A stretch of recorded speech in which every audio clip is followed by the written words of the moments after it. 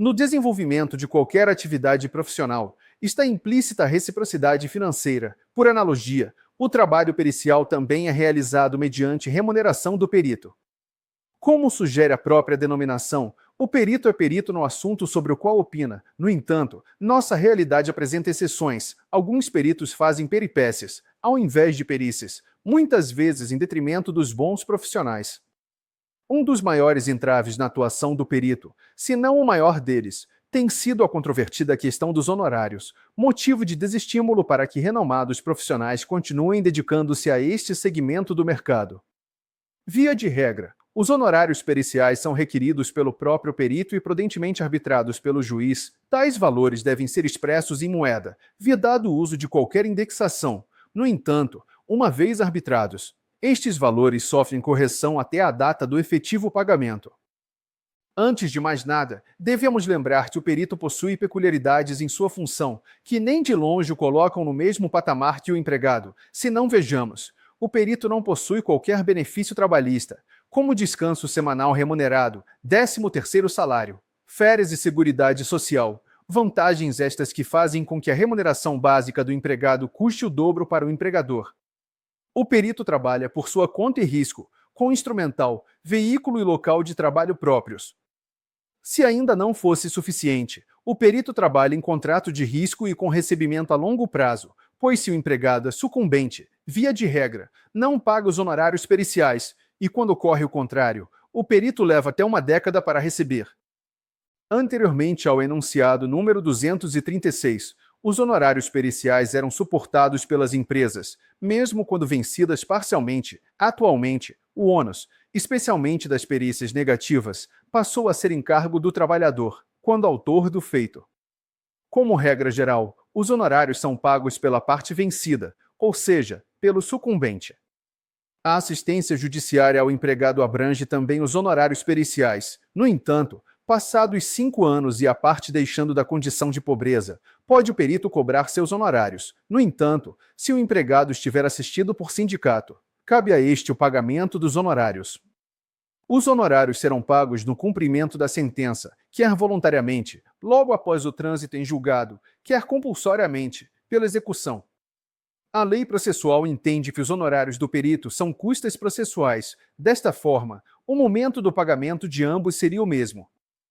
Para fazer jus à titulação de perito, o profissional tem de contar com um grande aparato de infraestrutura para o desenvolvimento de suas atividades, tais como aquisição de bibliografia, assinatura de revistas, participação em cursos e congressos e, principalmente, investir em um bom instrumental, pois a cada dia, novos equipamentos são colocados no mercado, facilitando as mensurações, tornando-as mais precisas e assegurando um resultado extremamente confiável.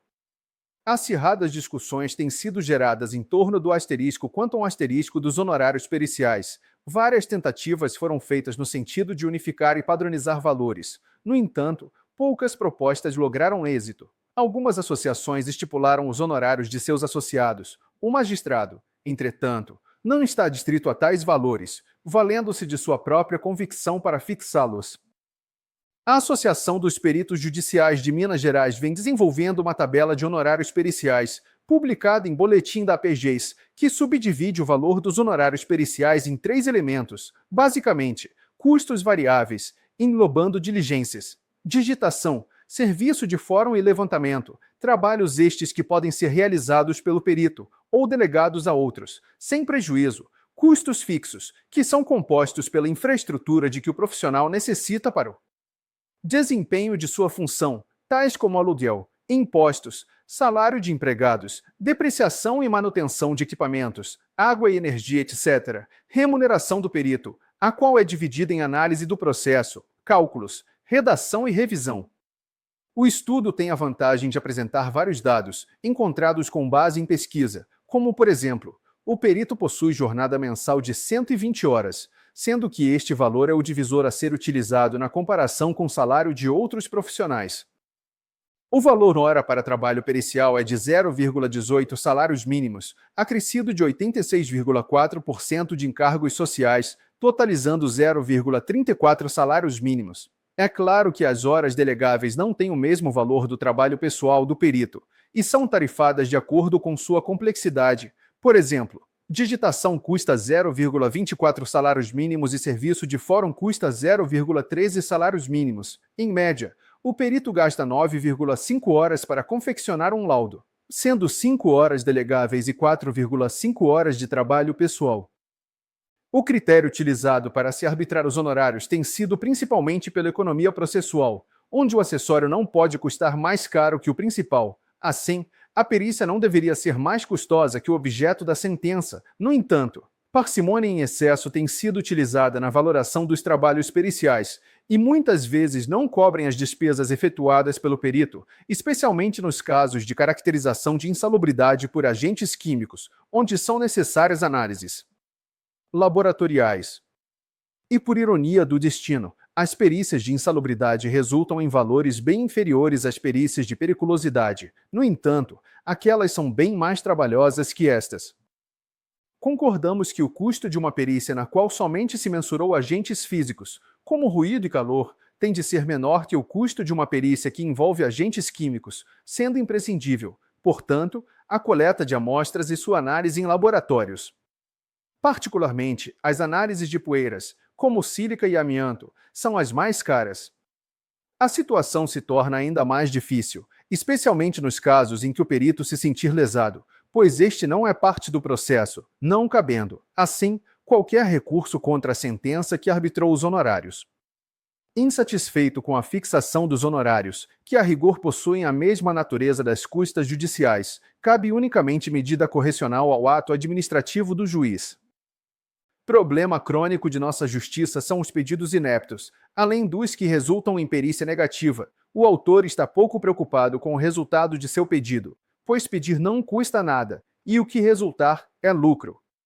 Poucos magistrados estipulam honorários periciais prévios, o que estimula mais e mais pedidos que resultam em perícia negativa, sem que o autor tenha qualquer prejuízo financeiro. Alguns advogados são contumazes em patrocinar causas pelo mau uso da justiça gratuita, unicamente como forma de proteger seu cliente, sem qualquer análise mais profunda sobre o pleito, fazem da justiça um jogo de tentativa e erro. Certa vez, presenciamos uma arrojada juíza sentenciando e condenando o advogado, solidariamente com o reclamante, ao pagamento das custas processuais. No entanto, casos como este são isolados. Uma forma arrojada que algumas empresas têm utilizado nos processos trabalhistas é a assunção dos honorários periciais independente do resultado do laudo. Isto faz com que o perito tendencioso vá à empresa com isenção, já que seus honorários estão garantidos.